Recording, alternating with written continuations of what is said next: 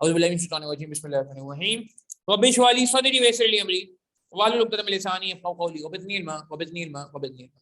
अच्छा जी, अल्हम्दुलिल्लाह 2022 का पहला सवाल हमने फॉरेक्स का था, बड़ा ज़बरदस्त सवाल था, मुनासिब से हमने निपटा लिया है और थ्योरी वगैरह के साथ हमने इसको पूरा एंड किया है। सारे जितने भी पार्ट्स थे, आई थिंक 4 और 2 6 और 11 14 तकरीबन 20 मार्क्स का सवाल था ये। ऑलमोस्ट 20 मार्क्स हमारे हो चुके हैं कंप्लीट। अब हम जरा क्वेश्चन 2 करने जा रहे हैं। काफ़ी सबसे मेरे ख्याल से लेंथी सवाल था पूरे सवाल का, पूरे पेपर का। पौने 2 पेजेस पे ये सवाल चल रहा है, ठीक है जी। और स्टूडेंट काफ़ी परेशान हुए, बहुत सारे स्टूडेंट ने यही सोच के छोड़ दिया कि इतना बड़ा सवाल हमसे कैसे होगा। ये भी तकरीबन 21 मार्क्स का सवाल है और काफ़ी स्टूडेंट ने जब पेपर में मैंने फीडबैक लिया, उनका यही कहना था कि सर हम तो जैसे कहते हैं ना कि परेशान हो गए थे और हमें लगा कि ये बहुत मुश्किल होगा, और अभी हम जब सॉल्व करने जाएंगे तो शायद हमें लगेगा कि पेपर का सबसे आसान तरीन सवाल है, one of the easiest question in summer 22। But unfortunately लोगों का पहला सवाल जो फॉरेक्स का था उसमें काफ़ी टाइम लगा, जिसकी वजह से लोगों का ध्यान क्वेश्चन 2 पे गया नहीं, फिर वो छोटे छोटे सवालों पे जब जाने लगे जो भी अगेन बहुत ज़्यादा मुश्किल नहीं थे।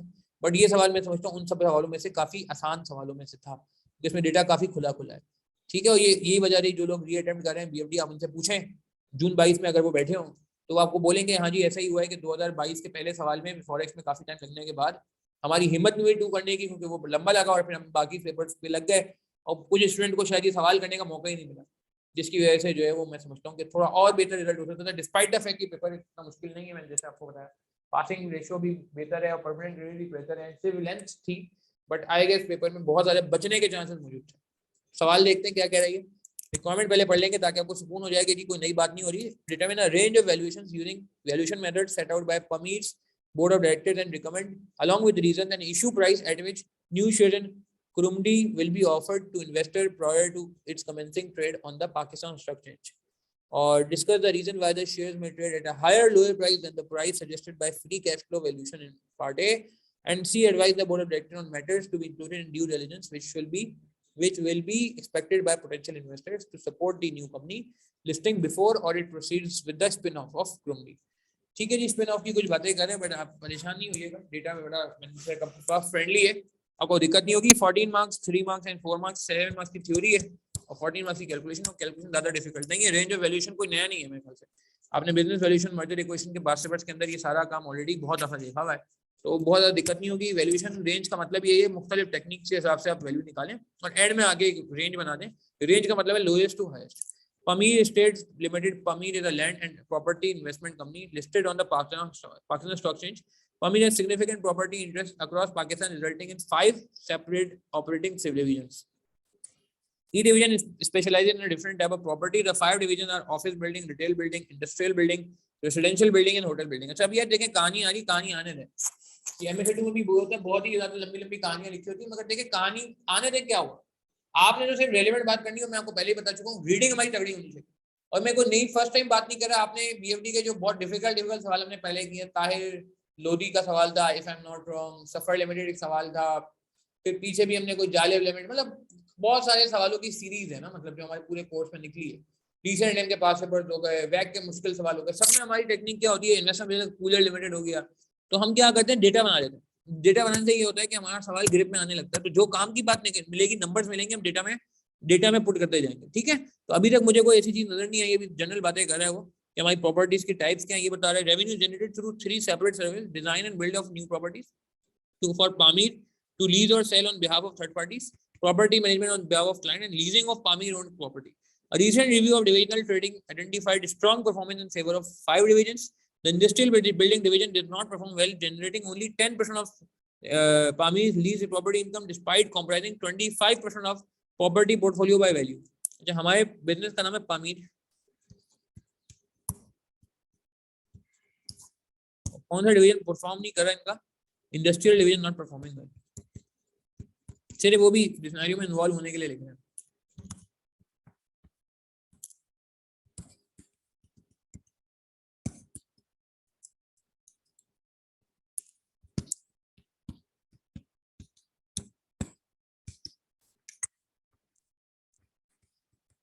ठीक है जी, आगे बढ़ते हैं। आगे क्या कह रहे हैं, आगे हमसे कह रहे हैं कि the industrial building division does not currently have any property that are managed on behalf of third parties.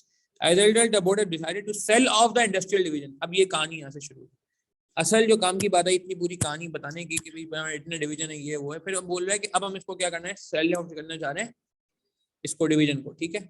आगे and the use of the proceed to invest and expand residential building division in order to dispose of the industrial building division, the board has approved the creation and subsequent sale of new company Kurumdi building limited. अब ये क्या किया है कि इसको division को करने के लिए इन्होंने एक कंपनी जो है ना वो बनानी है क्रमडी बिल्डिंग लिमिटेड और उसको बेच देना है। Pamir will transfer all the trade and assets of the industrial building division to Kurumdi, which will continue to be managed by existing industrial building division management team until new company is sold। तो इन्होंने क्या किया, Kurumdi building के नाम से नई company बना रहे हैं। ये डिवीजन समझो नई कंपनी का चला जाएगा। स्पिन ऑफ में ऐसा ही होता है कि हम एक टुकड़ा ना बिजनेस का निकाल देते हैं, बाहर कर देते हैं, ठीक है। क्या हो गया, कुरुमडी, स्पेलिंग पता नहीं क्या है, मुझे पता नहीं, प्रोनाउंस भी सही कर रहा हूँ नहीं कर रहा, बट आई थिंक ये इंपॉर्टेंट है कि हम इसको लिख लें। अच्छा, और ये कौन चलाएगा जी, वही लोग चलाएंगे। The board has not been able to identify private buyer for Kurumdi, therefore it intends to realize the sale of industrial building division by seeking a separate listing for the newly formed company on the Patna Stock Exchange। क्या हो गया, ये जान छुड़ाने के लिए, एक company से जान छुड़ाने के लिए आप देख रहे हैं क्या क्या जतन करने पड़ रहे हैं इनको, क्या क्या जतन करने पड़ रहे हैं। आप देख रहे हैं कि अब ये क्या हो रहा है कि पहले कंपनी बनाई और अभी क्या हो रहा है, listed on the stock exchange.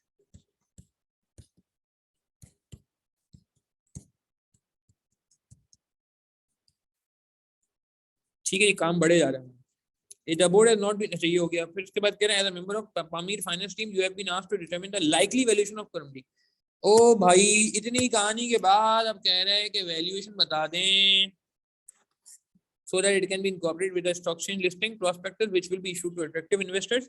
Your analysis should include a valuation of Kurumdi using each of the following valuation method। तो यार ये सवाल तो अभी तक मैंने साल से ₹1 का काम का डेटा, मतलब मैं क्या बोलूं, कैलकुलेशन नाम की तो कोई चीज नजर नहीं आ रही मुझे, सिर्फ कहानी कहानी कहानी। अब मुझे पता है ना, ये तो समझो ऐसी कड़ी है, इसका तो कोई ताल्लुक ही नहीं आपके सोल्यूशन से डायरेक्टली। अगर मैं बात, वैसे ही बहुत अच्छा किया है कि अपने एक बैकग्राउंड दे दिया, लोगों को आइडिया हो गया पूरा कि भाई क्यों हो रहा है ऐसा, जो कि आईकैप की नॉर्मली हिस्ट्री में नहीं मिलता इस तरह का, कि आईकैप इतना बैकग्राउंड डिटेल देता नहीं है, टू द पॉइंट चीजें देता है, बोलता है भाई कैलकुलेशन कर लो। तो ये इतना से अच्छी बात है, दूसरे बोर्ड की इतना सिंकिंग हो रही है। मगर पेपर सिनेरियो में आप मेरी बात समझ रहे हैं कि यार इसमें तो कुछ था ही नहीं, ये पेपर, ये पार्ट अगर कोई जल्दी जल्दी भी पढ़ ले या मिस कर दे तो कोई टेंशन नहीं है। अब जरा काम का डेटा आ रहा है जो मेरे ख्याल से एक पेज पे चलेगा और फिर अगले पेज पे रिक्वायरमेंट है। ये पेज काम का लग रहा है। क्या कह रहे हैं, the following relevant information has been gathered by Pamir CFO, chief financial officer ने सीएफओ ने डेटा दिया है। Projected cash flow for Kurumdi industrial building division, Kurumdi latest earning the 30 billion। However, there are several properties that are not occupied. Difficult economic and trading conditions in 2020-2022 have resulted in the corporate failure and the subsequent liquidation of some industrial building occupants. This is resulting in writing of bedded and has a higher percentage of vacant industrial property than was budgeted by the industrial division। अच्छा, अब ये theoretical area में काम आएगा, जिसने theory मांगी है ना कि आपका कैश फ्लो टेक्निक आंसर कुछ और दे रहा है और यहाँ से कुछ और आ रहा है, तो ये फिर आपको वहाँ काम करेगा, इंशाल्लाह वहाँ हेल्प करेगा जो आप थ्योरी लिख रहे हो। अभी भी कोई मैंने नहीं खाल के, एक चीज काम की मिली है जो मैं ब्लू से हाईलाइट कर लेता हूँ क्योंकि येलो से बहुत हाईलाइट हुआ है। ये काम की चीज मिली है कि लेटेस्ट अर्निंग हमारी 30 billion है। अच्छा, the industrial building management team are confident about 2023 economic prospects and believe that proportion of vacant buildings within the industrial building portfolio will reduce, which support the forecast growth in earnings। ये assume करें, उम्मीद की दुनिया कायम है कि हमारा जो ये वेकेंट है ये कम हो जाएगा। Historically earning have been similar to cash flow, ये बड़ी प्यारी बात थी, earning have been similar to cash flow, क्योंकि मैं यही सोच रहा था हमें कैश फ्लो पे बात करनी है और ये बातें अर्निंग्स की कर रहा है, तो अर्निंग्स और कैश फ्लो में तो फर्क होता है, ऐसा है नहीं है, अर्निंग्स और कैश फ्लो में तो फर्क होता है। तो ये हमसे बातें कर रहे हैं अर्निंग्स की और हमें चाहिए कैश फ्लो। तो इन्होंने अब यहाँ पे जाके आपको क्लियर किया है कि आप परेशान नहीं होइएगा, अर्निंग्स और कैश फ्लो में कोई ज्यादा फर्क नहीं है, इनके सिमिलर होते हैं, इनके बिजनेस नेचर ऐसा है। With lease payment paid in advance on quarterly basis, the expected free cash flows, free cash flow निकाल के दे दिए। The expected free cash flows before interest and after tax is stated in today's price terms are as follows। 2023, 2024, 2025 3 सालों का आपको cash flow निकाल के दे दिया गया है। कोई आप फ्री कैश फ्लो का तरीका कार याद आ रहा है, नॉर्मल कैश फ्लो माइनस गुल्लक, गुल्लक याद है, गुल्लक cash box, cash till, cash needed for replacement of assets, cash needed for capital expenditure, वो माइनस करने का गुल्लक आता है, गुल्लक माइनस करने का फ्री कैश फ्लो आते हैं वो दे दिए। और कौन से फ्री कैश फ्लो, ये free cash flow to company है या free cash flow to equity है, क्योंकि इसके लिए बहुत इंपॉर्टेंट है, फिर हमें आगे डिस्काउंट रेट में काम होगा। ये free cash flow to company लग रहे हैं या free cash flow to equity लग रहे हैं? कुछ लिखा हुआ नहीं है। बिफोर इंटरेस्ट एंड टैक्स है, यानी कि इंटरेस्ट और टैक्स माइनस नहीं हुआ, और ट्रेडेड प्राइस टर्म यानी कि इन्फ्लेशन नहीं लगा। जवाब दे प्लीज, पार्टिसिपेट करेंगे यार। Free cash flow to company है या free cash flow to equity है? बिफोर इंटरेस्ट, इंटरेस्ट भी माइनस नहीं हुआ, टैक्स भी नहीं हुआ, ठीक है। Free cash flow to company, company interest minus नहीं हुआ ना यार। अगर free cash flow to equity होते तो इंटरेस्ट माइनस हो जाता, इंटरेस्ट माइनस हो जाता, ठीक है। Free cash flow company. Discount rate क्या होगा? सवाल मैं इसलिए कर रहा था, डिस्काउंट रेट केई होगा या वैक होगा? डिस्काउंट रेट केई होगा या वैक होगा, बता दीजिए। क्या करूं, के कर दूं इसको या डब्ल्यू कर दूं? डिस्काउंट रेट केई या वैक? वैक। याद आ रही है बात? बिजनेस वैल्यूएशन रिवाइज हो रहा है इसी बहाने हमारा यार। ठीक कह रहे हैं मुस्तफा साहब, ठीक है जी, आगे बढ़ेंगे। फ्री कैश फ्लो दिए हुए नॉन इन्फ्लेटेड फिगर्स हैं। Kurumdi anticipate that there will be no vacant property after a period of 3 years and thereafter earnings and cash flow will increase in line with the inflation. बाद में वो कह रहा है कि जी इन्फ्लेशन के हिसाब से बढ़ते रहेंगे, सही है, 3 साल तक सेम रहेंगे। नो वैकेंट पोजीशन, ठीक है, okay. Cash flow in line with inflation, okay. The current inflation level is 10%. However, the board anticipates that inflation will decrease 8% in 2023, 4% in 2024, and 6% in 2024, and 4% in 2025, and then remain at every level of 3%. बाद में 3% रहेगा। Assets, अच्छा अब यार ये कहीं लिख लेते हैं ना यार, ये बातें आ रही हैं, ये लिख लेते हैं। Free cash flow latest earning 30 billion, miss ना हो जाए।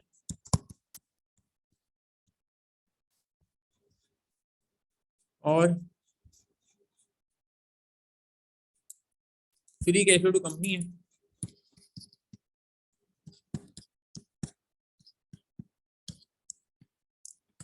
Free cash flow to company का मतलब है डिस्काउंटेड वैल्यू, कहीं पे नहीं कर। और क्या बताएं, कैश फ्लो आ गया, इन्फ्लेशन रेट्स आ गए।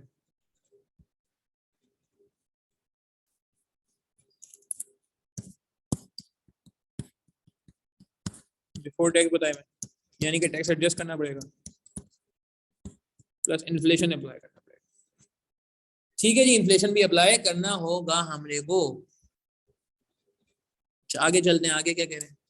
आगे हमसे कह रहे हैं भाई, आसान सवाल है यार, मुझे फोकस करेंगे साथ में, ठीक है जी। द करंट इन्फ्लेशन रेट, ठीक है।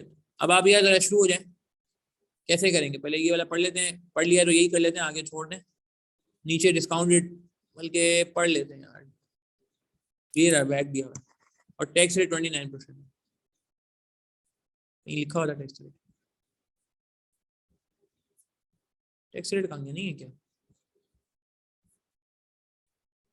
सवाल में टैक्स रेट नहीं है तो छोड़ दें, नहीं है तो इग्नोर टैक्सेशन तो नहीं लिखा हुआ इसमें, क्योंकि मुझे कहीं नजर नहीं आ रहा टैक्स। आपको नजर आ रहा है तो मुझे बताएं, नहीं आ रहा ना? बिफोर टैक्स है आफ्टर टैक्स है? अच्छा नहीं, आफ्टर टैक्स हुआ है यार, sorry sorry sorry, my bad, sorry sorry. Before interest मगर आफ्टर टैक्स है, टैक्स की जरूरत नहीं है, बट डेप्रिसिएशन वगैरह की झंझट होने का क्या फायदा? तो टैक्स वगैरह इनकॉर्पोरेट हुआ है तो जरा यार ट्राई करें ना, कोई मुश्किल थोड़ी है, क्या मसला है? कितने कॉलम बनेंगे? ईयर 1 2 3, और फिर वो इन्फिनिटी तक जाएगा, क्योंकि वो कह रहे हैं इन्फ्लेशन बाद में 3% होता रहेगा, 4 से इन्फिनिटी हो जाएगा। ये ट्राई करने में कोई हर्ज नहीं है वैसे। हाँ 4-5 मिनट लगा लो ना, रिकॉर्डिंग में ले जाकर आप भी ट्राई करोगे, चलो तो लाइव वाला तौर पे लेक्चर ले रहे, लाइव वाले आजाद तो सामने के। हाँ 4-5 मिनट लगाओ ना जरा, देखो मसला है क्या? छोटा सवाल है यार, जल्दी से करो, पेपर का आसान सवाल था, इतना मुश्किल नहीं है। डिस्काउंट रेट भी पता है आपको, कैश फ्लो भी पता है, इन्फ्लेशन रेट भी पता है, टर्मिनल वैल्यू का कॉन्सेप्ट भी पता है, जो तकरीबन हर पेपर में आता है। जल्दी कर ट्राई करें, मुझे बताएं, आप कर सकते हो, ये तो बहुत ही आसान हो जाएगा पहला वाला। हाँ जी देखें यार, ये खुद ट्राई करेंगे ना तो अच्छा रहेगा। और वैसे पर्सनली आई बिलीव यार, ये पेपर ना हमको खुद ही सॉल्व करना चाहिए, बट चलो एक मैंने कहा यार कॉन्फिडेंस लेवल अगर किसी का लो है और अनफॉर्चुनेटली कोई री अटेम्प्ट कर रहा है तो उसके लिए बड़ी अच्छी अपॉर्चुनिटी है कि यार वो देख ले कि भाई लास्ट टाइम में क्या हुआ था एक्चुअली। ठीक है ना, बाकी क्वेश्चन का भी मैं इंशाल्लाह इसी तरीके से ना एक सेगमेंट रख लूंगा ताकि आप लोगों को परेशानी ना हो। ठीक है, और कोई अगर परेशानी है तो मैं अवेलेबल हूँ डिस्कशन के लिए। तो स्टार्ट करते हैं जी। आई थिंक ये 2023 एयर 1 है और हम कहाँ खड़े थे, 2022 में खड़े हुए हैं। ठीक है, और 2023 पहला साल, पहला डेटा दिया हुआ है तो पहला साल ही है ये। बस इसका कैश फ्लो बनाना शुरू करते हैं जरा, क्या क्या हालात हैं। ईयर 1 2 3 4 से इन्फिनिटी अर्निंग जो कैश फ्लो कह रहा है सेम है तकरीबन, जो कि वो हम assumptions में लिखोगे ना, क्या नाम है, थ्योरी में, थ्योरी वाला पार्ट आएगा कि प्रैक्टिकली ऐसा नहीं होता वैसे ना, प्रैक्टिकली ऐसा नहीं होता भाई, प्रैक्टिकली ऐसा नहीं होता। 35 क्योंकि करंट प्राइस लेवल पे है तो इसको इन्फ्लेट करना पड़ेगा टुडे प्राइस लेवल पे, इस पे इन्फ्लेट कर ले, 8% इन्फ्लेशन लगा दें।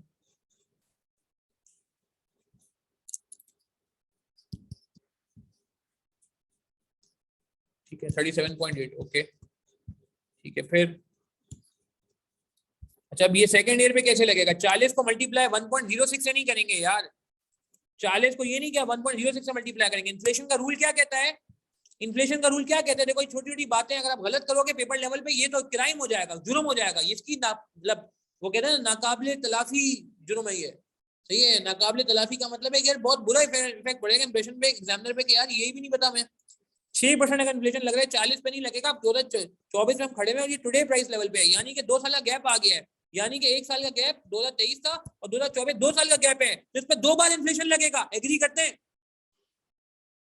यूफिन के नाम से बहुत पहले मैंने एक सवाल कराया था, बहुत पहले, वाकई इतना पहले जितना लंबा जो है मैंने बहुत करा। अगर आपको याद हो यूफिन के नाम से एक सवाल कराया गया था बहुत ही पहले, जिसमें मैंने ये बात बहुत डिटेल में की थी। यूफिन बहुत ही मजेदार सवाल है यार, एसीसीए का सवाल है, इसमें एरर वेरर निकालने हैं। ये देखें जी आ गया स्क्रीन पे, ये वाला यूफिन का सवाल है, जबरदस्त वाला। इसमें ये कॉन्सेप्ट लग रहा है इन्फ्लेशन का, 4.2% इन्फ्लेशन रेट था सेल्स पे, तो पहले साल पे सही लगा हुआ था, मगर सेकंड ईयर में उसने क्या किया था कि खाली यूनिट वगैरह पे वो करके 1.042 कर दिया था, स्क्वायर नहीं किया था, स्क्वायर नहीं किया था। तो ये सारे फिगर गलत थे। अगर आपको ये सवाल याद आ रहा हो तो जूनियर एम्प्लॉय की छुट्टी हो गई थी, क्या हुआ था, उसकी क्लास छोड़ के चला गया था सारा वो। ठीक है, याद आ रही है बात? क्वेश्चन नंबर 9 है ये, बेसिक्स का, बहुत ही बेसिक का। तो यार ये इतना पुराना कॉन्सेप्ट है, इसीलिए मैं कहता हूँ merger equation is a mixture of forex and investment appraisal. ठीक है, तो भाई जल्दी से कैलकुलेट यूज करके बता रहा हूँ मैं यार। तो 40 को मल्टीप्लाई करेंगे, पहले 1.08 से करेंगे पहले साल का इन्फ्लेशन, फिर 1.06 से करेंगे।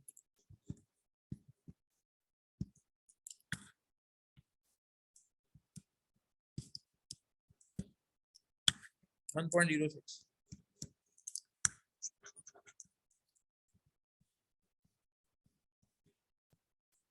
45.792 45.8 कर लेना, 1 डेसिमल प्लेस करते हैं। ठीक है सरबट, और फिर last but not the least इस पे और इन्फ्लेशन लगेगा 45, फिर 3 बार इन्फ्लेशन लगेगा, 4 हो जाएगा, 8 से 4।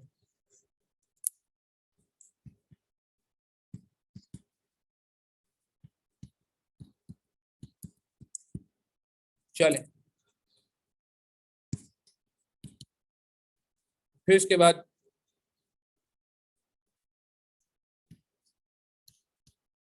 फोर से इन्फिनिटी, ये 4 से इन्फिनिटी का फिगर हम निकालते हैं। डिस्काउंट फैक्टर लगा दें, कितने परसेंट है वैक? 10%। 10% तो मेरे फेवरेट है यार, 10% तो मेरे फेवरेट है, आपको पता है। 0.909 0.826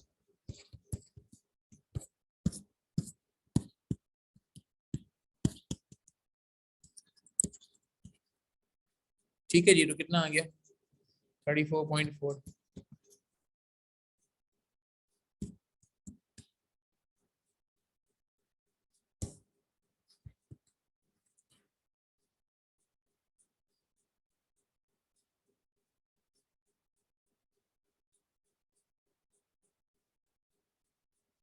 ठीक है, तो टोटल प्रेजेंट वैल्यू कितनी हो जाएगी?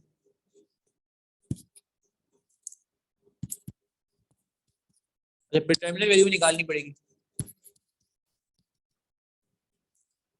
टोटल कर लें, चलें काम करें। टोटल क्या आ रहा है, सबको ऐड करें।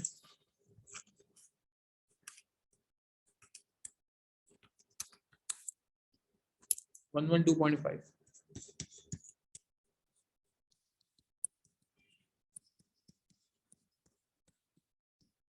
इन्फ्लेट बाय 3%, इन्फ्लेशन की वजह से 3% बढ़ेगा। फॉर्मूला याद आ रहा है भाई टर्मिनल वैल्यू का? मुस्तफा थैंक यू, अभी देखते हैं याद। फॉर्मूला याद आ रहा है, P not equal D1 upon K minus G। इसकी जगह फॉर्मूला क्या हो जाएगा, ये हो जाएगा market value is equal to free cash flow in year 1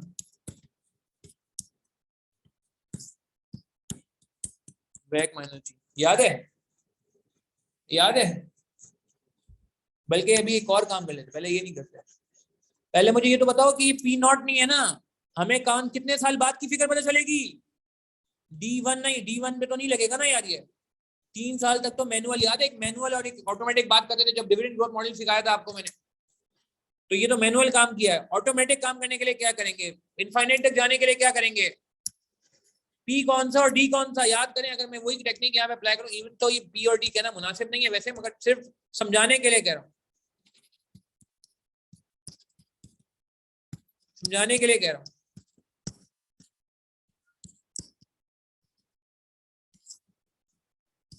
हाँ बिल्कुल सही कहा मोहम्मद सरवर, याद है कोड वर्ड, याद डिविडेंड वैल्यूएशन में बहुत दफा यूज किया है, D4 D4 D4, याद आई बात। P3 एंड D4 एक आगे का होता है ना, ये वो फिगर होगी जहां से वो परसेंटेज लगेगा जो इनफाइनाइट तक जाएगा। ये वो फिगर होगी जो पहली बार वो रेट लगेगा जो इनफाइनाइट तक जाएगा। ये वो परसेंटेज, ये वो फिगर होगी जिसपे वो वाला ग्रोथ रेट परसेंटेज है जो जो आपका रेलेवेंट होगा फॉर्मूले के लिए। इसको हम अभी मॉडिफाई कर लेते हैं।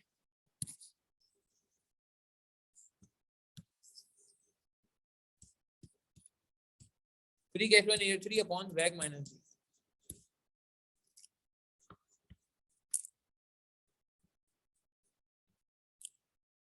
ठीक है, वैग माइनस जी, ये तरीके का डन है, तो निकाल लें यार। ठीक है, air 4, sorry sorry sorry sorry, अरे एयर 4 आएगा भाई, हाँ हाँ एयर 4 आएगा, 3 नहीं आएगा।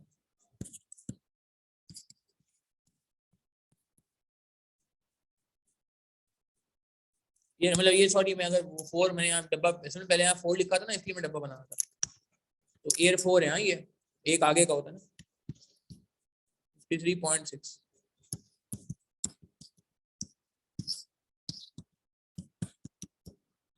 निकालें क्या आ रहा है, जल्दी करें।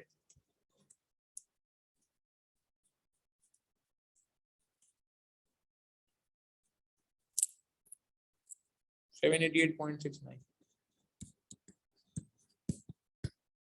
तो टोटल प्रेजेंट वैल्यू कितनी हो जाएगी?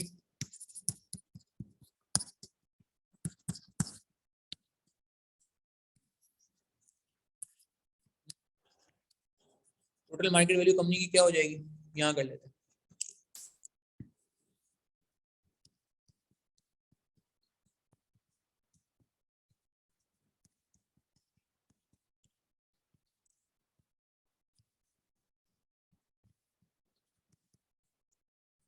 यार 1 से 3 की फिगर ये रही, 112.5।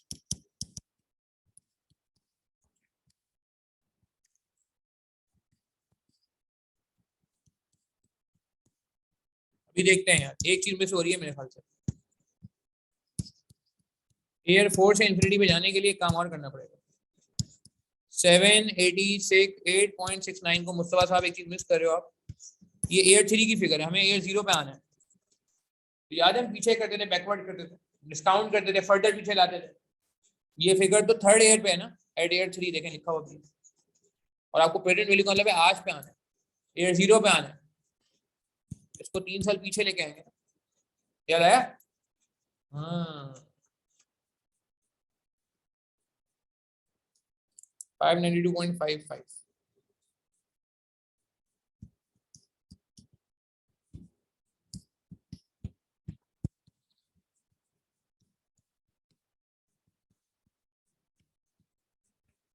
पेपर में देखें ये छोटी छोटी चीजें इनको बचाइएगा, क्योंकि एक एक दो दो मार्क्स जो है ना बड़ा डिफरेंस क्रिएट कर जाते हैं टाइम्स। 705.1। जब एक और काम करना पड़ेगा, तो मार्केट वैल्यू कंपनी क्या करते थे, मार्केट वैल्यू कंपनी पे लगाम थोड़ी होता है यार, हम तो क्या करते थे मार्केट वैल्यू कंपनी से निकल के मार्केट वैल्यू ऑफ इक्विटी पे आते थे, तो हमें क्या करना पड़ता था, लेस करना पड़ता था मार्केट वैल्यू ऑफ डेट।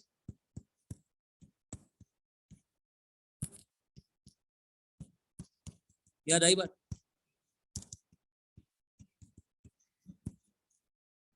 तो डेट की मार्केट वैल्यू कितनी है यार,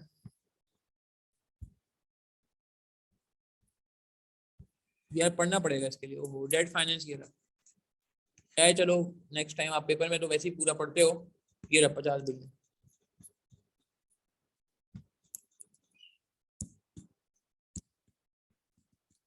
ये आ गया net value of equity under free cash flow.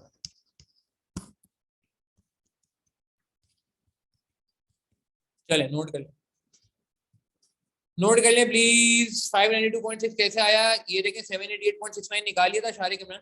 Working हुई भी है वैसे यार मेरे ख्याल से, वर्किंग हुई भी नहीं। 788.69 हम पहले ही निकाल चुके थे टर्मिनल वैल्यू, मगर टर्मिनल वैल्यू एयर 3 पे है ना, उसको एयर 0 पे लाने के लिए डिस्काउंट करना पड़ेगा। हाँ पावर 3 है, यस ये पावर है, छोटी सी पावर। ठीक है ओके। हाँ वो 1.13 लग रहा था, सही कह रहे हो आप। नोट करेंगे सब लोग इसको यार प्लीज, और कोई सवाल है पूछें प्लीज। पहली टेक्निक जो थी निमट गई, बाकी आसान आसान टेक्निक से जल्दी से कर लेते हैं। सवाल छोटा सा है, जल्दी में मर जाएगा, जल्दी करेंगे नोट इसको शाबाश। अच्छा जी अगली टेक्निक पे चलते हैं। और कौन सी टेक्निक इसमें बोलिए? फ्री कैश फ्लो मेथड हो गया, नेट सेट वैल्यूएशन मेथड पे आ जाते हैं। नेट सेट वैल्यूएशन मेथड क्या करें, क्या KNM थे। The current book value of asset owned by Kurumdi is 420 billion. This includes 40 billion in respect of Shalkot industrial building located in Quetta. Quetta की एक बिल्डिंग है 40 बिलियन की, वो भी 420 बिलियन में आ रहा है। आगे कह रहा है कि Shalkot is currently vacant, which is Shalkot is currently vacant, which is a concern for the board. There has been significant damage caused by land subsidence, and it is unlikely that the building will be safe for future use. The most recent outcome of this building is that it will be demolished at a cost of 2.5 billion. 40 billion की building जो है वो तकरीबन खत्म हो चुकी है, और अब उसको 2.5 बिलियन मजीद लगेंगे तोड़ने के। As the land is now considered unsuitable for development, the cleared land would be sold for an estimated 15 billion. 15 billion का खाली जमीन बिक जाएगा, बिल्डिंग जो है वो 0-0 हो जाएगी। Pamir has submitted an insurance claim for 40 billion in respect of Shalkot. However, the insurance company is disputing the claim on the ground that earlier subsidence had not been disclosed to the insurance company by Pamir, and so the claim cannot be accepted. तो 40 billion जो है आपके जाया होने वाले, ये ऐसा लग रहा है। अच्छा नेट सेट मेथड में दो होते थे, याद करें। नेट सेट वैल्यूएशन मेथड दो होते थे, एक होता था बुक वैल्यू और एक होता था ब्रेकअप वैल्यू बेसिस। किसी को याद है? जब हमने बिजनेस वैल्यूएशन पढ़ा था तो नेट सेट्स में दो मेथड पढ़े थे, एग्री करते हैं? कुछ बात याद आ रही है? एक बुक वैल्यू मेथड होता है और एक ब्रेकअप वैल्यू बेसिस या मार्केट वैल्यू बेसिस होता है। तो दोनों से कर लेते हैं, क्योंकि इसने बोला हुआ नहीं है तो मेरे ख्याल से दोनों कर ले, दोनों, क्योंकि इन्फॉर्मेशन दोनों की अवेलेबल है ना। वैसे खाली ब्रेकअप वैल्यू भी चल जाएगा, क्योंकि ब्रेकअप वैल्यू तो करना ही है लाजमी, क्योंकि डिटेल में ब्रेकअप वैल्यू की डिटेल आ रही है। बट आई थिंक बेहतर है कि हम दोनों ही कर लें। तो नेट सेट बेसिस वैल्यूएशन की हम करने जा रहे हैं।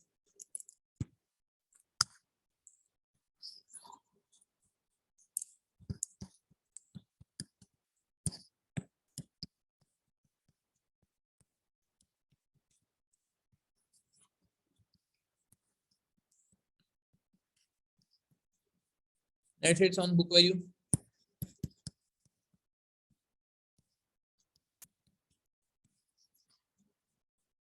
Total assets, book value. Book value कितनी है फिलहाल? बुक वैल्यू वो तो देखिए ब्रेकअप वैल्यू का सीन है ना, बिल्डिंग बिक जाएगी, ये हो जाएगा। बुक वैल्यू तो वो कह रहे हैं कितनी है, 420। अभी बैलेंस शीट में 420 आ रहा है, अभी हमने बैलेंस शीट राइट ऑफ नहीं किया। Book value balance sheet value होती थी, अगर आप याद करें। Book value balance sheet value होती है, उसमें से लेस करते हैं क्या,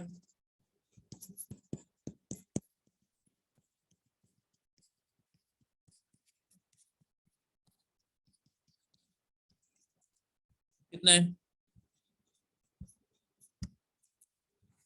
billion.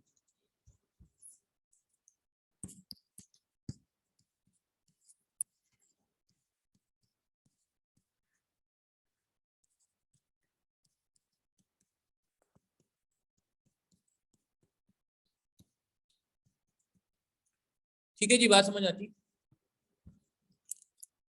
Net assets book value के बाद मार्केट वैल्यू बेसिस भी कर लेते हैं, ब्रेकअप वैल्यू बेसिस।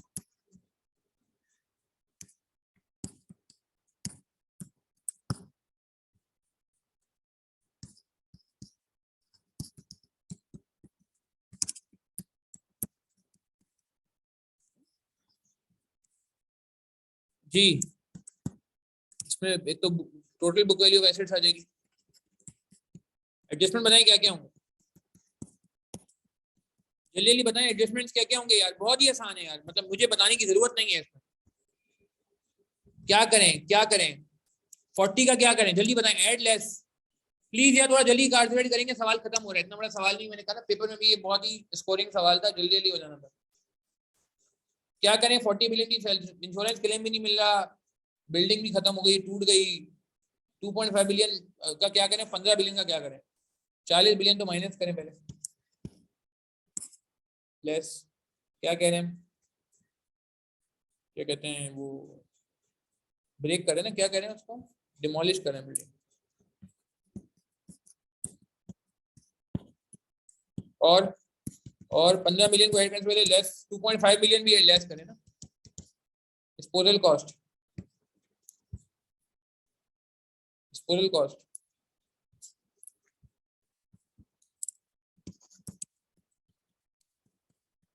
और ऐड करने क्या ऐड करना, सेल ऑफ लैंड, इन्वेंट्री वगैरह पे नहीं दी, वरना वो भी हम कर लेते। कितना आ रहा है चेक करें,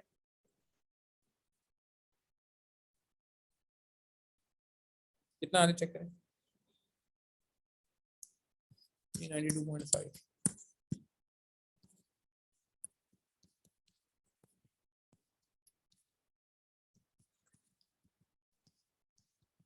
अच्छा ये 3 वैल्यूशन हो गई, बड़ा फर्क नहीं आ रहा, कहाँ 655.1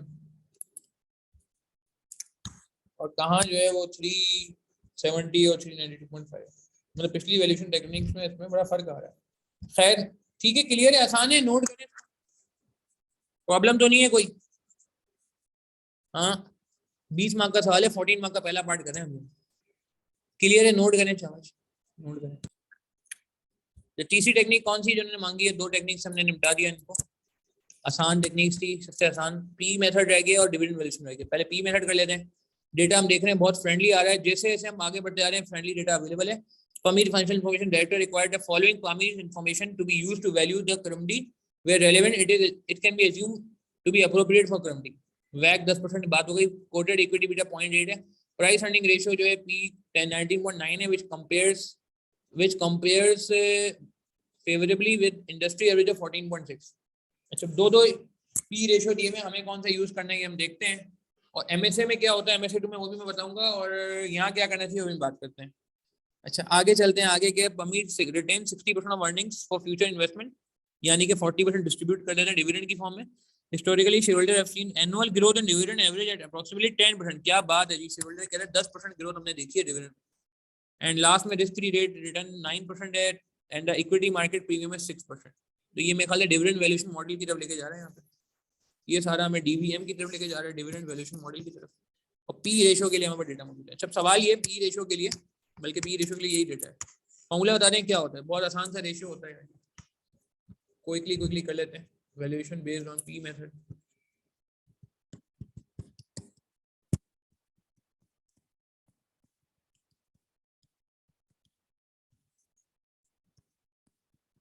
फॉर्मूला क्या है, market value is equal to P into earnings. अब मसला ये है कि अर्निंग कौन सी यूज करें, पुरानी 30 बिलियन वाली यूज करें, या ये जो हमने पहले साल की निकाली है जो कैश फ्लो और अर्निंग्स स्क्वायर बराबर होती है, तो वो यूज करें। जवाब दें क्या यूज करें, अर्निंग्स 30 बिलियन जो दी हुई है सवाल में लेटेस्ट, वो यूज करें या पहले साल की यूज करें, यही हमने सीखा है ना। अब ये कंफ्यूजन भी रहा है स्टूडेंट्स को। कुछ स्टूडेंट्स कहते हैं सर कभी हम पहले साल का यूज कर रहे होते हैं, कभी हम करंट यूज कर रहे होते हैं, हम क्या करें। अच्छा मजे की बात ये अक्सर आईगेल के सवालों में कोई एक दिया होता है, या तो वो करंट देता है प्रीवियस नहीं देता, या वो प्रीवियस देता है तो करंट नहीं देता। और अगर वो दोनों देता है तो फिर ज्यादा बेहतर क्या होता है। वैसे मैंने आपको प्रीवियस बताया हुआ है, किसी को याद आ रहा है अगर करंट भी है और ईयर 1 का भी है तो हम किस पे ज्यादा काम करते हैं। वैसे मुस्तफा साहब मुझे भी यही लग रहा है ऐसा ही करते हैं। और कोई ट्राई करे ना प्लीज, कि हम ईयर 1 के फिगर्स पे रिलाई करते हैं या ईयर 0 पे करते हैं। मतलब ईयर 1 या ईयर 0 सवाल में रही है, मुझे इसका जवाब देना फिलहाल। अच्छा ओके, और बाकी लोग ट्राई करें जो आपके जहन में आ रहे हैं। देखें अभी सही गलत की तो मैं बात ही नहीं कर रहा, अभी तो आपके जो आंसर आ रहे हैं मैं उस पर बात कर रहा हूं। आपके जहन में क्या आ रहा है, बाकी लोग क्या कहते हैं। दोनों आंसर आ रहे हैं मेरे पास, ईयर 1 भी आ रहा है, ईयर 0 भी आ रहा है। अच्छा मेरे ख्याल से यार देखो ये दोनों ही सही है वैसे, पता है मजे की बात है। अब आप बोलोगे आई कैप ने क्या किया है, आई कैप ने इसके सोल्यूशन में दोनों पे काम किया, रेंज है ना यार। और मैं बताऊं सीरियसली होता भी यही था, एसीसी वगैरह में ना होता भी यही था कि वो दोनों पे निकालता था। आई कैप में क्या होता था कि कभी वो एक निकालता था कभी दूसरा निकालता था, तो अब ये ना कंफ्यूजन क्रिएट करता था। तो इस बार आई कैप ने दोनों कर दिए, यानी कि आपको दोनों के मार्क्स मिल जाएंगे। यानी कि आपको बस ये टेक्निक आनी चाहिए। आई कैप ये कह रहा है आप कॉन्सेप्ट लगाओ, वो मसला नहीं है कि आप कैसे लगाते हो, मगर आप कॉन्सेप्ट लगाओ। यानी कि मैं आपको पहले एक तरीके से कराता हूँ फिर मैं दूसरे से कराऊंगा। अच्छा एक और बात, पी रेशो कौन सा यूज करें, ये मैं मजे की बता रहा हूँ मैं आपको। मैंने आई कैप का सोल्यूशन बाद में चेक किया तो मैंने कहा ये क्या किया उन्होंने। पी रेशो 19.9 यूज करें या 14.6 यूज करें, वैसे आपकी प्रायोरिटी क्या कह रही, आपकी प्रेफरेंस क्या कह रही। मेरी पर्सनल प्रेफरेंस कहती है बताएं कौन सा यूज करना चाहिए हमें। वैसे लिस्टेड कंपनी है ये, प्राइवेट कंपनी नहीं है, ये एक अच्छी बात है। लिस्टेड कंपनी, प्राइवेट कंपनी होती है तो आपको पता है एडजस्टमेंट होती है, अनलिस्टेड कंपनी होती है तो एडजस्टमेंट करते हैं। बिल्कुल मुझे 19.9 ज्यादा सही लग रहा है। बिल्कुल बिल्कुल 19.9, क्योंकि कंपनी का है ना हमारा अपना स्पेसिफिक है यार। इंडस्ट्री एवरेज तो वॉयलेट भी हो सकता है, अप एंड डाउन हो सकता है। कोई अच्छा कॉम्पिटिटर, कोई अच्छी कंपनी आ गई, कोई खराब कंपनी आ गई, इसने एवरेज खराब कर दी। अब मेरी बात में देखो वन ऑफ कंपनी आ गई इसने एवरेज खराब कर दिया, तो मुझे ज्यादा बेहतर 19.9 लग रहा है। अब आई कैप ने किस पे किया पता है आपको, गैस करेंगे आप, गैस करें आई कैप ने 19.9 पे किया या 14.6 पे किया। आपको क्या लगता है, मैं बताता हूँ आई कैप ने क्या किया। आई कैप ने दोनों पे किया, क्या बात है दोनों पे किया, दोनों पे कर दिया है जी। हालांकि ऐसा होता नहीं था, आई कैप नहीं करता था, एसी से करता था। हाँ तो मतलब मार्क्स आपको मिल जाएंगे, ये तो अच्छी न्यूज है ना हमारे लिए। अच्छी न्यूज नहीं है कि आप कुछ भी कर लो आपको मार्क्स मिल जाएंगे। तो इसका मतलब मार्क्स कॉन्सेप्ट के, जो मैं वापस रिपीट कर रहा हूँ, जो दूसरे बोर्ड में भी होता है, ठीक है, कॉन्सेप्ट के मार्क्स। हाँ हाँ अच्छी बात है, हम भी दोनों से कर ले। तो इसके बाद 4 पी रेशो निकाले आई कैप ने, बिल्कुल 4 निकाले, 1 2 3 4 सीरियसली। एक निकाले पी रेशो 19.9 के हिसाब से, 2 निकाले, और 2 निकाले 14.6 के हिसाब से।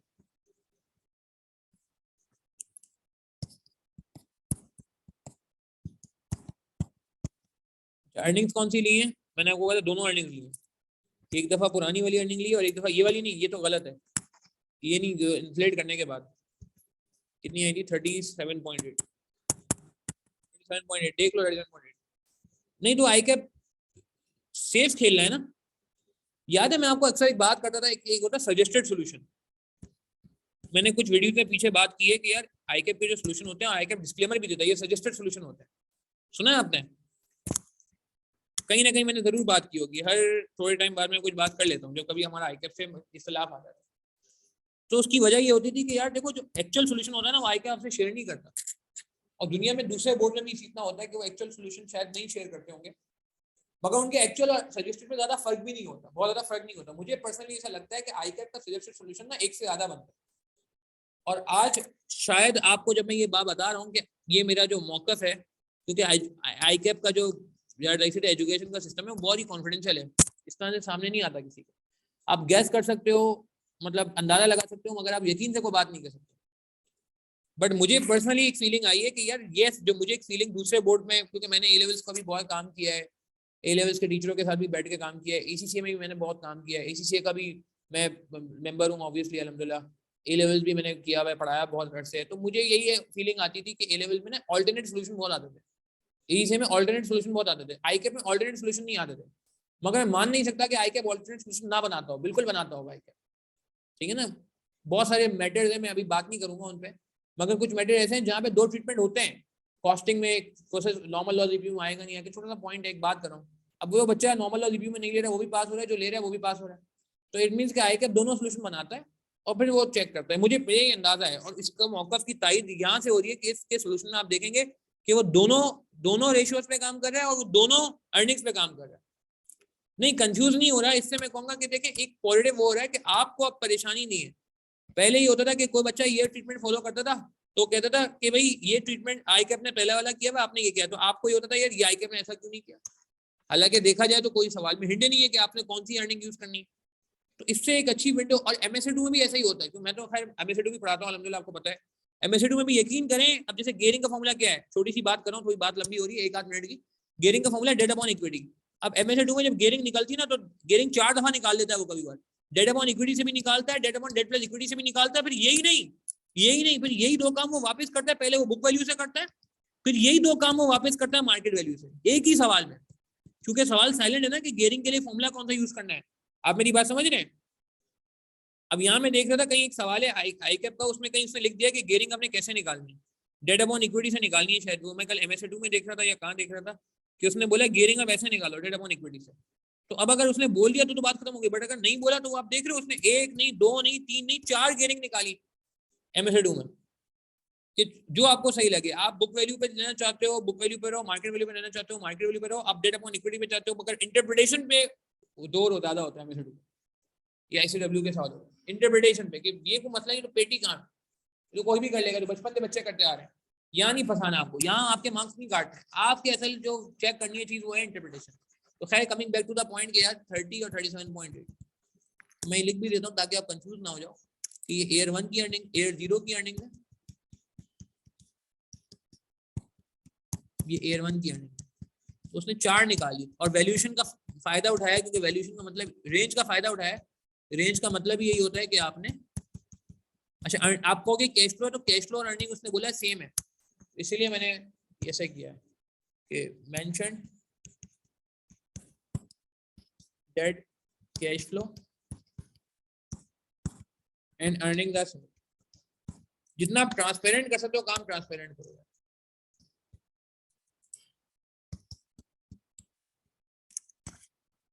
चलो बस क्लास एंड करते हैं, मुझे पता लग रहा है टाइम ज्यादा हो रहा है, बस ये करते हैं, इसका डिविडेंड वैल्यूएशन ही रह गया खाली।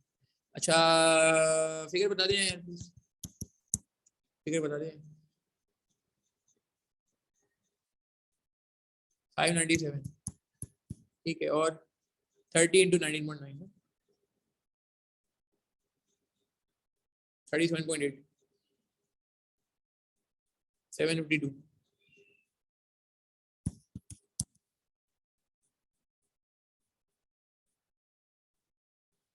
438 थैंक यू सर्वर 551.88 ठीक है थैंक यू। ठीक है भैया, और last but not the least अब हम आने जा रहे हैं आ रहे हैं डिविडेंड वैल्यूएशन। हम सवाल भी एंड करते हैं क्लास में। जी भी है तो नोट कर ले, कोई सवाल है पूछ ले,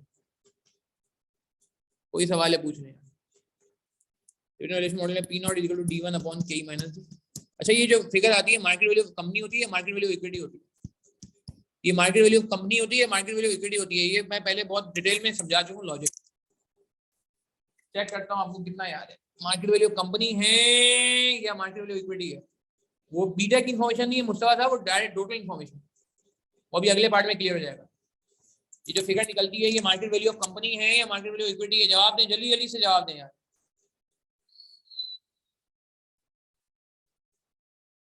ये मार्केट वैल्यू इक्विटी बिल्कुल, क्योंकि पी का फॉर्मूला क्या होता है, मार्केट प्राइस पर शेयर, मार्केट प्राइस पर शेयर इक्विटी वाला डिवाइड बाय अर्निंग्स पर शेयर, ये फॉर्मूला होता है ना पी का। और अर्निंग भी शेयर होल्डर की, पी रेशियो भी शेयर होल्डर का कॉन्फिडेंस बताता है, पी रेशियो। अगर हम सोर्स ऑफ फाइनेंस डिटेल में बात कर चुके हैं इस पर, ये मार्केट लिक्विडिटी डायरेक्ट आ, ये भी इक्विटी की वैल्यू आई है, नेट सेट्स यानी कि नेट इक्विटी आई है,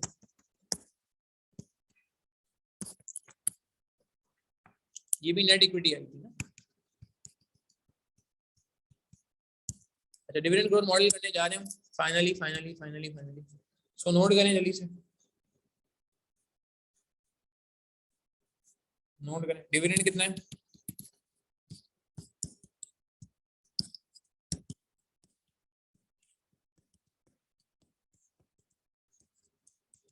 %40 पेड होता है, 60% रिटेन हो जाता है, 60% रिटेन हो जाता है। ठीक है, तो फॉर्मूला क्या था, डिविडेंड निकाल भी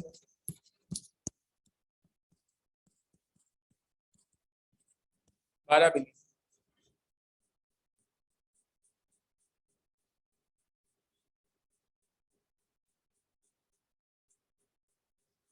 नहीं 12, ये तो वो है,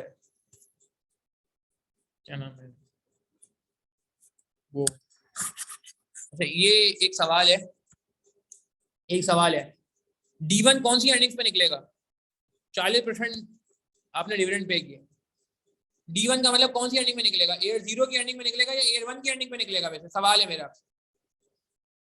अच्छा, पेपर में अगर मैं आपकी जगह होता ना, वैसे अगर मैं आपकी जगह होता तो मैं ये 19.9 लेता और मैं ये करता, मुझे ऐसा लगता है अगर मैं कोई एक करता ना पेपर में, तो यार इतना, ये तो अभी इससे क्लियर हुआ है कि ICAP में आप 2-3 ट्रीटमेंट भी कर सकते हो, उसके लिए जिगरा चाहिए, थोड़ा सा कॉन्फिडेंस चाहिए और टाइम चाहिए।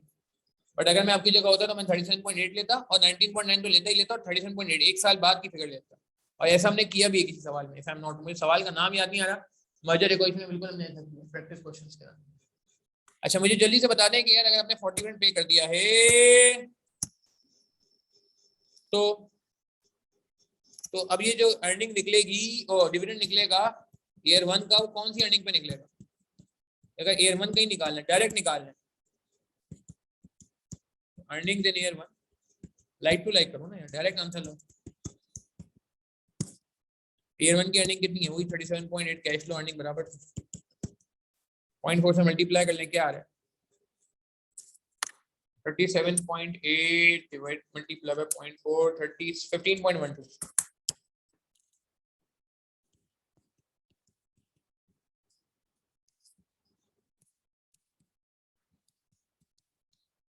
ग्रोथ रेट 2 है, ग्रोथ रेट दिए मैंने, के ही नहीं दिया, ओ के ही तो निकाले, के ही कैसे निकलेगा, लास्ट 2-3 मिनट खत्म हो रही है क्लास। के ही के लिए रिस्क फ्री रेट दिया हुआ है 9, प्रीमियम दिया हुआ है 6 और बीटा दिया हुआ है 0.8। बीटा इसलिए दिया हुआ है, पी की इन्फॉर्मेशन के साथ डेटा नहीं है, वो तो जनरल इन्फॉर्मेशन है, कहीं पी रेशियो की हेडिंग नहीं डली हुई ना उस इन्फॉर्मेशन में, तो हम ये नहीं कह सकते कि बीटा जो है पी की इन्फॉर्मेशन में दिया हुआ है, CAPM लगा लेते हैं।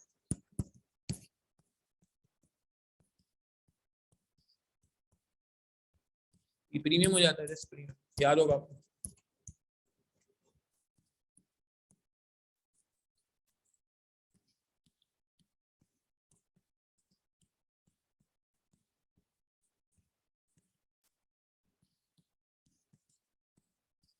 प्रीमियम 6 है मेरे ख्याल से, ये रहा 9 रिस्क फ्री रेट है, प्रीमियम 6 है और बीटा 0.8 है, बीटा 0.8 कितना आ गया 13.8।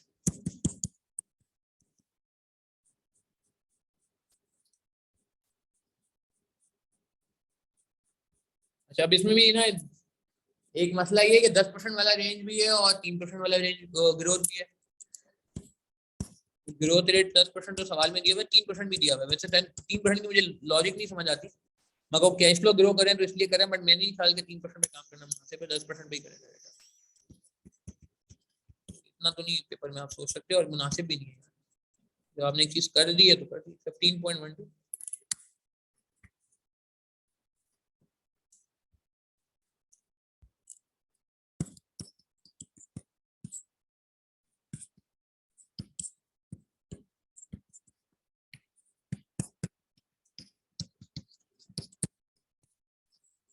उससे बेहतर इनमें कैश फ्लो मेथड और पी रेशियो मेथड होता है। डिविडेंड वैल्यूएशन मॉडल की काफी लिमिटेशंस हैं, याद है आपको, डिविडेंड ग्रोथ मॉडल की काफी लिमिटेशन है 397.4।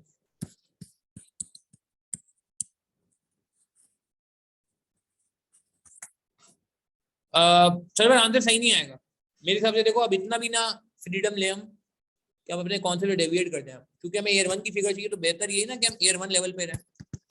क्या फायदा हम ईयर 0 से क्यों जाए। तो वही वाली बात है कि जब केडी 1 चाहिए होता है तो हम केडी नहीं निकालते, हम केडी 1 डायरेक्ट निकालते हैं। हम इंटरेस्ट को पहले से ही नेट ऑफ टैक्स कर लेते हैं, याद है सर्वर, ये बात याद आ रही है कि हम इंटरेस्ट को पहले से ही नेट ऑफ टैक्स कर लेते हैं ना, ताकि डायरेक्ट फिगर आए। हालांकि हम तोड़ के भी कर सकते हैं कि पहले केडी निकालिए फिर नेट ऑफ टैक्स करें, तो आई थिंक कंसिस्टेंट रहते हैं। वहां ऊपर मैंने सब्जेक्टिविटी ज्यादा थी तो मैंने बात कर ली, क्योंकि उस पर तो हमने सवालों के अंदर भी ट्रीटमेंट देखे। यहाँ पे मेरा नहीं ख्याल, और यहाँ भी मैं पर्सनली मेरा झुकाव इस तरफ है। मैं आपको केज करना चाह रहा हूँ, आपको लग रहा है कि यार सर ये तो कंफ्यूजन हो रहा है, आप सिर्फ ये निकाल लो, मेरा ख्याल है ये भी इनफ है, क्योंकि ये हमारे ज्यादा मतलब कौन से मतलब वो है, या फिर ये दो निकाल लो, चलो बहुत से बहुत, ये दो तो फालतू के निकले मेरे हिसाब से इंडस्ट्री एवरेज वाले। आई कैप ने निकाले हैं तो मैंने कहा चलो हम आई कैप के मुताबिक आ जाए, बट मेरे हिसाब से एक और दो बस, पहला और दूसरा, उसके अलावा तो यहाँ भी नहीं बनता, क्योंकि आपको पेपर में टाइम भी बचाना ना, ये ना हो कि आप स्टंट करते रहो पेपर में, तो स्टंट भी नहीं करना हमने। चलो जल्दी से रेंज बना लेते हैं। रेंज कैसे बनेगी, range of valuation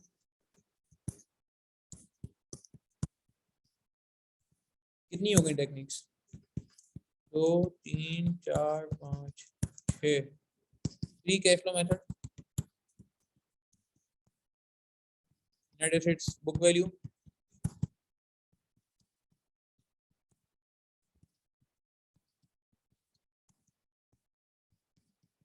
breakup value,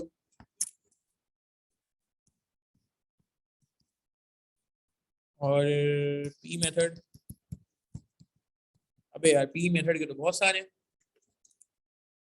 P method 1, P method B, P method C, P method D,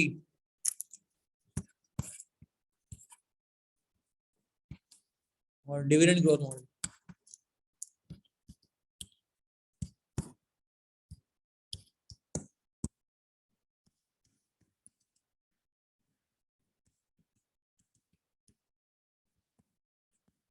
उसने 3% ग्रोथ पे भी यार नहीं, वो नहीं करो, छोड़ो। डिविडेंड ग्रो नहीं कर रहा 3% पे, वो तो कैश फ्लो ग्रो कर रहा है ना, कैश फ्लो ग्रो कर रहा है, डिविडेंड के बारे में नहीं कर रहा। इन्फ्लेशन तो कैश फ्लो पे लगता है ना, डिविडेंड पे तो नहीं लगता। इन्फ्लेशन यार आई कैप ने ना इस पे भी किया हुआ, सही कह रहे हो। आई कैप ने यहाँ भी ना ग्रोथ रेट 3% पे किया हुआ है, कि वो एज्यूम करे इन्फ्लेशन का रेट, इन्फ्लेशन का रेट का डिविडेंड से कोई ताल्लुक नहीं है डायरेक्टली यार। वो बहुत लंबी कहानी हो जाएगी, इतनी लंबी कहानी नहीं करें यार, ये खुद कंफ्यूजन हो जाए पेपर में कि हमें क्या करना है क्या नहीं करना। 370। मगर एक अच्छी बात ये है कि यार आपका कॉन्फिडेंस खुल रहा है कि आप गलत, हो सकता है आपको लग रहा हो गलत हो रहा हो, मगर हो सकता है आई कैप की नजरों में वो गलत ना हो सकता है आई कैप की नजरों में वो गलत ना हो। 788 पॉइंट कितना था, 655.1 कैश फ्लो टेक्निक्स है। तो रेंज क्या बन रही है, लोएस्ट ये हाईएस्ट है, और लोएस्ट कितना है, ये लोएस्ट है ना। हमेशा यही होता था, बुक वैल्यू जो होती है बेस होती है, बेस समझते हैं, इससे कम फिगर होनी नहीं चाहिए, बुक वैल्यू नॉर्मली कम भी होती है ना। Range of valuation is,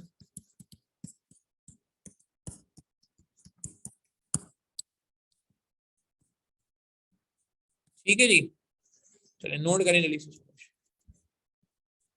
kindly note कर लें प्लीज,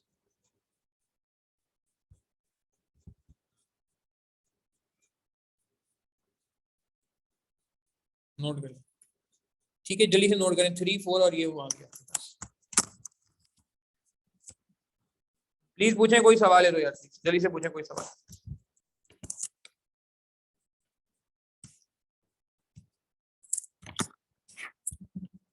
कोई सवाल, कोई कंफ्यूजन पूछ लीजिए।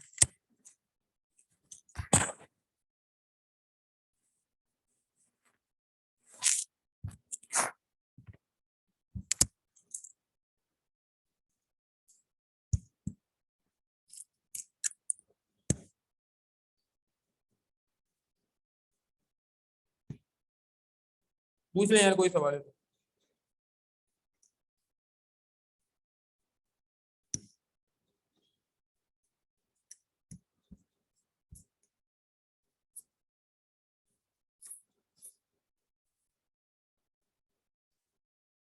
नहीं 15.1 पे ग्रोथ इसलिए नहीं लगाएंगे ना, ये एयर वन का फिगर है चंदा। तो हमें एयर वन का फिगर चाहिए, क्या नाम है अली, अली एग्री करते हैं, हमें एयर वन का फिगर चाहिए। अब हमने अर्निंग एयर वन की ली है, जब हमने अर्निंग ईयर वन की लिए ऑटोमेटिकली ये D1 हो गया। फिर क्या कहते हैं, क्या कहते हैं, हमने अर्निंग्स D1 अर्निंग है ना 337.8, अलग से ग्रोथ ना लगाएं यार, वो क्योंकि एक चीज रेडीमेड अवेलेबल है।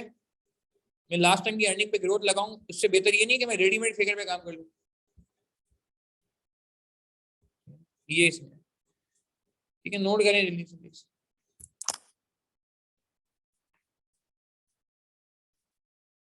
और छोटी सी हम इस पे थ्योरेटिकल बात कर लेते हैं, क्लास एंड करते हैं। मुझे आइडिया है काफी आप लोगों का टाइम लग गया है, जल्दी नोट करेंगे प्लीज क्विकली नोट करें। अच्छा थ्योरेटिकल ओरल डिस्कशन हो रहे हैं, फिर क्लास एंड कर रहे हैं। क्या कह रहे हैं हमसे, discuss why shares are traded at higher or lower price than the price suggested by free cash flow. यह जो फ्री कैश फ्लो मेथड है उसमें और मार्केट प्राइस में फर्क क्यों होता है वैसे, जवाब दें। बहुत ही मजेदार रीजन है मेरे पास, बहुत ही मजेदार रीजन है बी पार्ट के, क्यों रीजन होता है, क्यों डिफरेंस होता है, why difference in valuation through free cash flow, क्यों, बहुत बहुत रीजन है यार।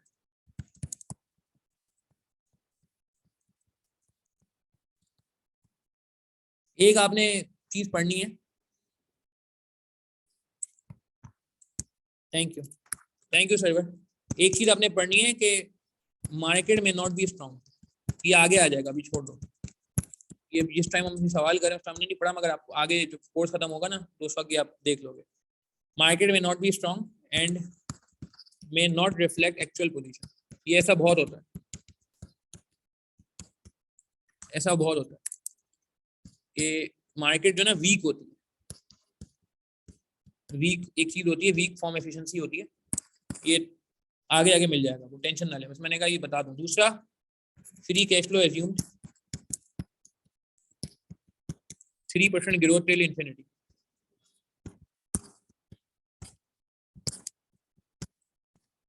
ये एज्यूम किया था आपने, विच मे नॉट बी प्रैक्टिकल।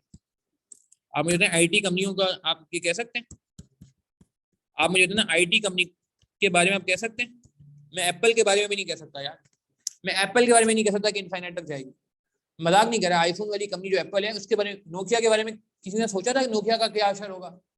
ये बातें मैं C-Fab 3 जब SPM पढ़ा रहा होता हूँ तो मैं बहुत डिटेल में बातें करता हूँ, बहुत डिटेल में बात करता हूँ। यहाँ पे मैं बात करने लगूंगा ना तो ऐसा लगेगा C-Fab 3 का लेक्चर शुरू हो गया।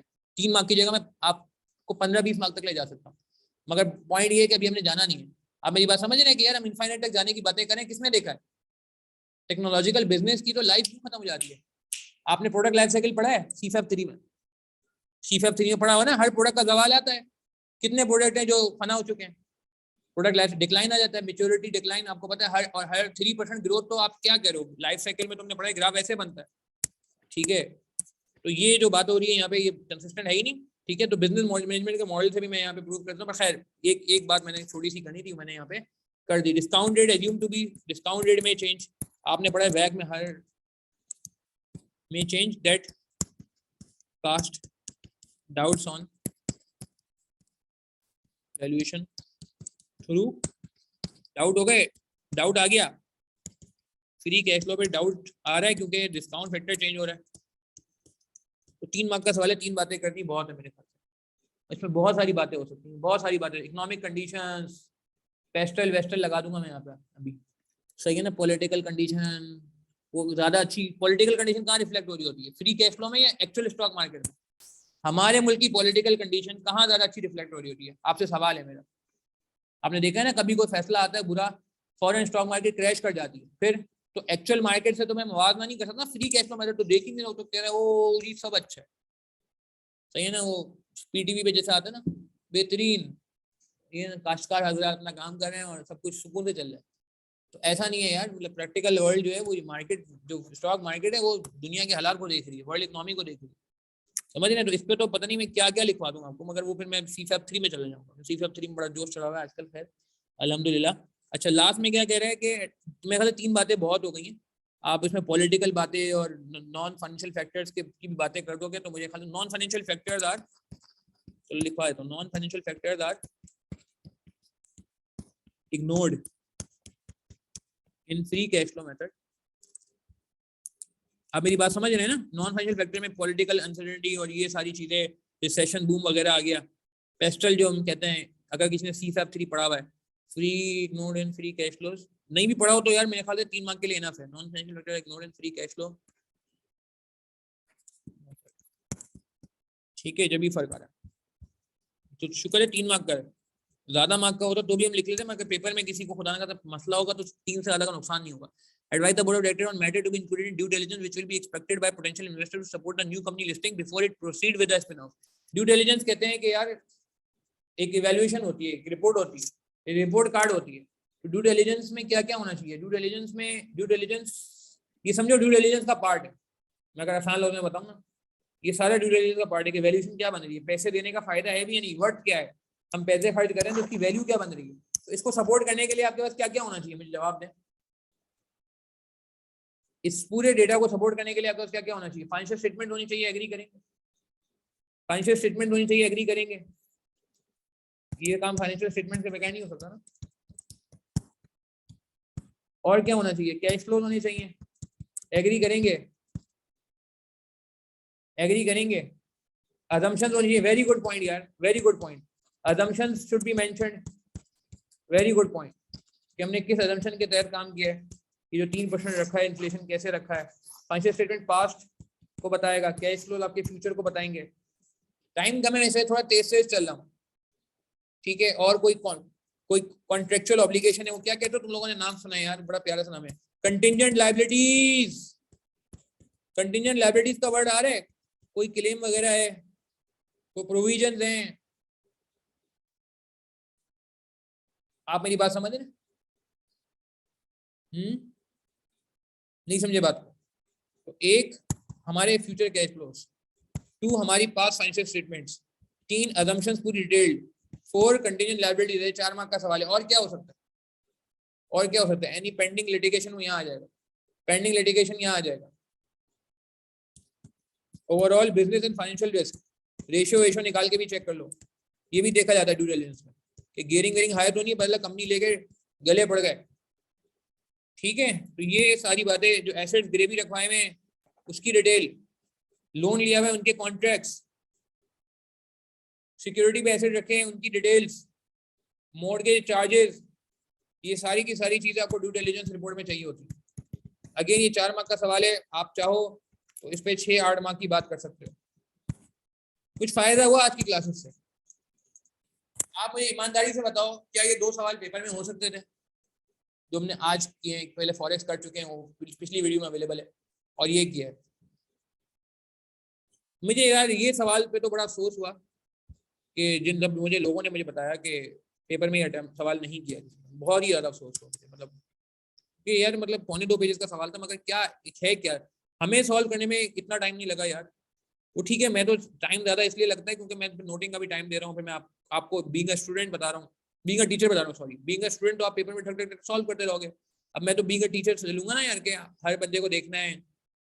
मगर मैं मजाक नहीं कर रहा, 21 मार्क का सवाल आपके लिए टाइम सेवर था यार। जिन लोगों ने ये पेपर अटेम्प्ट किया और पास किया, वो मुझे बताते हैं कि sir this was the easiest question, हमें लगा सबसे मुश्किल तरीन क्वेश्चन होगा, ये पेपर का सबसे आसान तरीन सवाल था। और अनफॉर्चुनेटली बहुत सारे लोग जो अनफॉर्चुनेटली पास नहीं कर सके बीएफडी जून 22 में। वैसे तो बीएफडी का रिजल्ट मैंने कहा बहुत अच्छा है, बहुत अच्छा है रिजल्ट माशाल्लाह, मेरी एक्सपेक्टेशन से तो बहुत अच्छा है। और ओवरऑल पाकिस्तान में भी परमानेंट ग्रेड दिसंबर 21 के मुकाबले में काफी बड़े, 30-40% का जंप अगर लग जाए परमानेंट ग्रेड में, तो यार आप उसको क्या बोलोगे उस रिजल्ट को।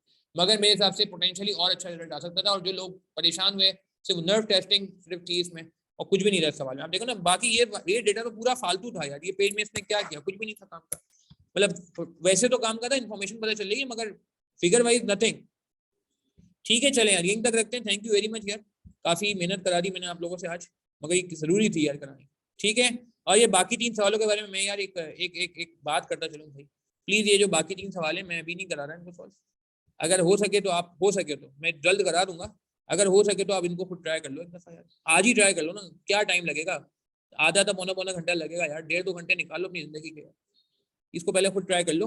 ये आगे और एग्जाम में कवरेज पे जा रहा है, देख लो कितनी कवरेज की है इसमें, कितनी कवरेज, सारी टेक्निक्स पूछ ली यार, कितनी कवरेज कराई है यहाँ पे, फॉरेक्स वाले सवाल में कितनी कवरेज कराई, इंडायरेक्ट हेजिंग भी पूछ लिया, ऑप्शन भी पूछ लिया, फ्यूचर फॉरवर्ड भी पूछ लिया, प्रीमियम का सिनेरियो भी पूछ लिया पहले सवाल में, कमोडिटी पे भी चला गया, यहाँ भी सारी वैल्यूएशन टेक्निक पूछ ली, इस सवाल में ये कवरेज पे गया। और एग्जाम, और मैं आपको एक रेसिपी बता रहा हूँ पास होने की, कि हमारा काम यही है कि अब हमने इस पे जो है किस पे काम करना है, सिर्फ कवरेज पे काम करना है। हमारे कुछ टॉपिक चल रहे हैं अभी सर्वर, वो हो जाएंगे चला चलो, ठीक है। चले यार, अपना ख्याल रखिएगा, प्लीज दुआ में याद रखिएगा। थैंक यू वेरी मच यार, it was very good session. इंशाल्लाह ये आगे भी क्वेश्चन सीधा कंटिन्यू रहेंगे, और बस पेपर निकालें, सबको कामयाब फरमाएं। प्लीज सबको दुआओं में याद रखिएगा, सब एक दूसरे के लिए दुआ करते रहे आखिरी वक्त तक। अस्सलाम वालेकुम व रहमतुल्लाहि व बरकातहू, दुआ में मुझे भी याद रखिएगा प्लीज। Thank you.